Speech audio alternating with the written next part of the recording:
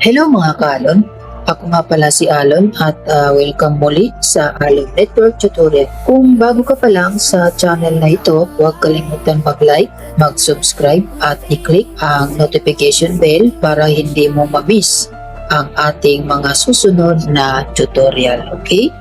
Alright, so nung nakaraang series, natutunan natin ang bash scripting at nakagawa tayo ng sarili nating automation project, di ba?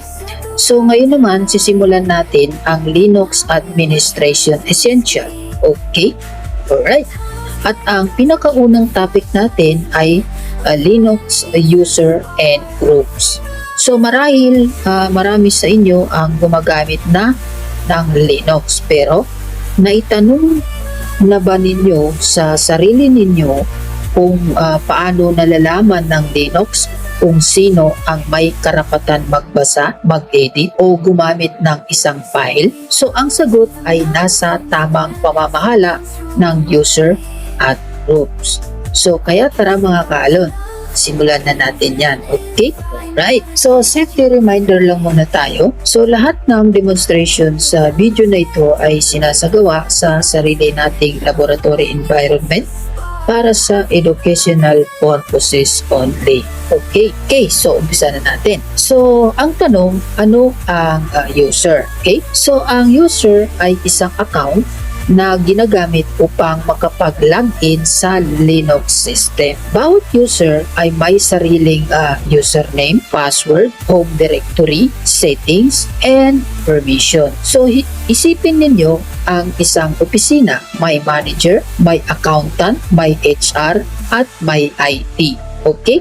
So, pare-pareho silang gumagamit ng computer, pero hindi pare-pareho ang access nila. Ganito rin ang Linux. Okay?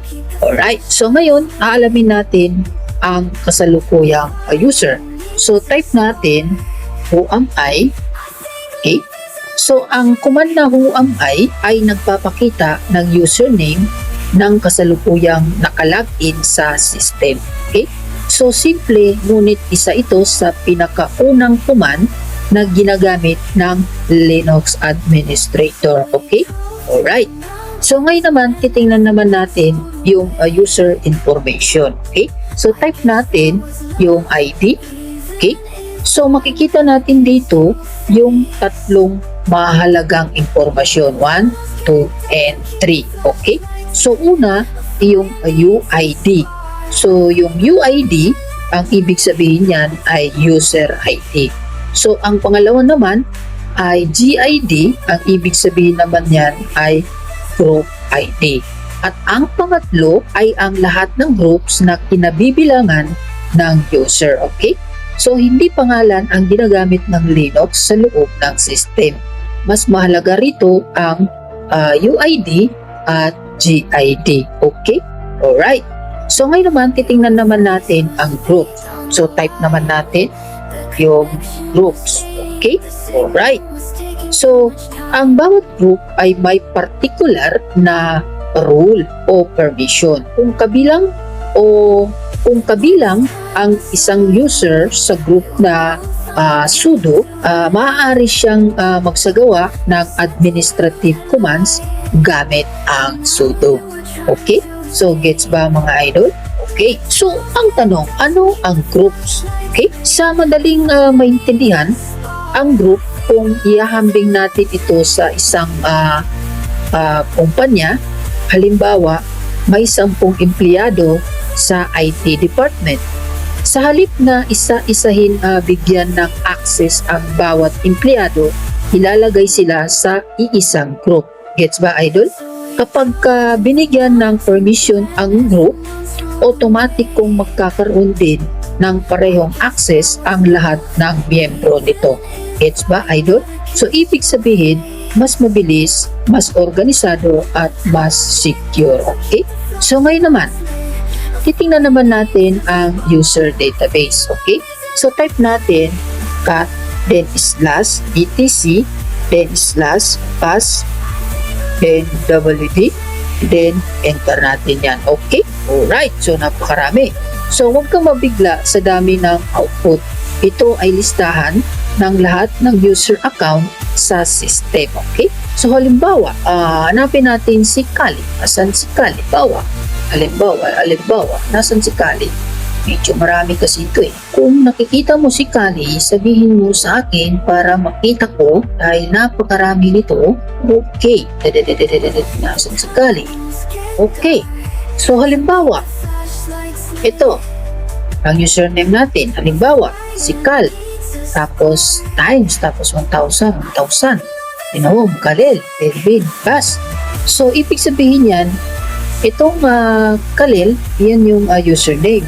Tapos yung 1,000, yan yung user ID o UID. Tapos itong 1,000 na isa, yan naman yung group ID o GID. So itong home, yan naman yung home directory. Okay? Tapos, itong binbas naman, ito naman yung default login shell. So ito ang impormasyon na ginagamit ng Linux para makilala ang bawat user. Okay? Alright. So ngayon naman, titingnan naman natin ang group database. So type naman natin cat, then slash etc, then slash, then group. Okay? So enter natin yan. Okay, so dami na naman. So makikita rito ang lahat ng groups na nasa Linux system. So habang dumarami ang application na ini-install, dito ay normal lang na dumarami rin ang mga groups na makikita mo rito. Okay? Right? So dami. Okay? So yan yung ating grupo. Okay? So ngayon naman, ano naman ang root o di kaya ano naman ang pagkakaiba ng root user versus normal user. Okay. Right. So sa Linux may dalawang pangunahing uri ng user. Una, yung root user. So ibig sabihin ng root user, ito yung administrator ng buong system.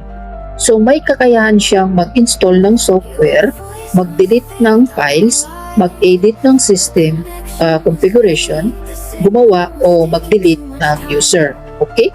So samantala si normal user, limitado lang ang kanyang access. So ito ang account na ginagamit sa pang-araw-araw na trabaho. Sa totoong production environment, mas ligtas na gumamit ng normal user at gamitin lamang ang sudo kapag kinakailangan. Okay? Okay, so siguro hanggang dyan na lang muna tayo mga idol. Sa real world, so halimbawa, may Linux server ang isang kumpanya. So may tatlong department, IT, HR, and accounting. So hindi dapat makita ng HR ang confidential file ng accounting. So hindi rin dapat makapag-edit ng system configuration ang ordinaryong empleyado. Sa pamamagitan ng user at groups, nagiging organisado at secure ang access ng bawat tao sa system. Okay? So sa madaling salita, parang nakabilan siya. Okay? So ito talaga yung advance ng marunong ka sa Linux at meron ka ring alam sa Cisco. Diba? Kasi parang magkakaugnay sila sa bilan ng Cisco. Okay? So interview question of the day. Kapag tinanong ka sa interview ano ang pagkakaiba ng user at group sa Linux, maaari mong sabihin o sagutin ang user ay isang individual na account na ginagamit para makapag-login sa system.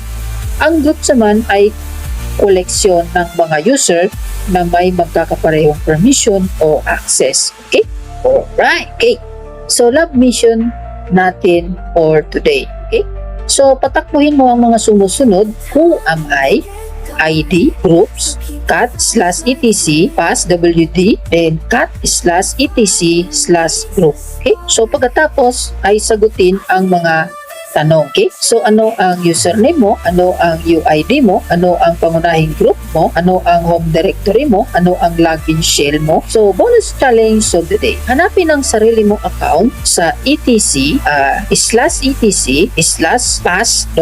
yun then wd at tukuyin ang username, UID, GID, home directory at login set. Okay? Sa next episode natin, pag-uusapan naman natin siguro yung Linux user management. So doon na tayo mismo gagawa ng bagong user. Matututunan natin ang user add, password, user mode, user delete at doon na magsisimula ang totoong administration ng Linux system. Okay? At yan mga kaalon ang ating episode 41. Ngayon ay alam na ninyo kung paano gumagana ang user at group sa Linux at kung bakit ito napakalaga sa system administration. Kung may natutunan kayo sa video na ito, huwag kalimutan mag-like, mag-share at mag-subscribe sa Alon Network Tutorial. Okay? Ako si Alon at maraming salamat sa inyong panonood at tandaan, hindi sapat na marunong gumamit ng Linux. Mas malaga ang pag-unawa kung paano ito gumagana. Maraming salamat at kita-kita tayo sa susunod na Alon ng Kaalaman. Bye-bye!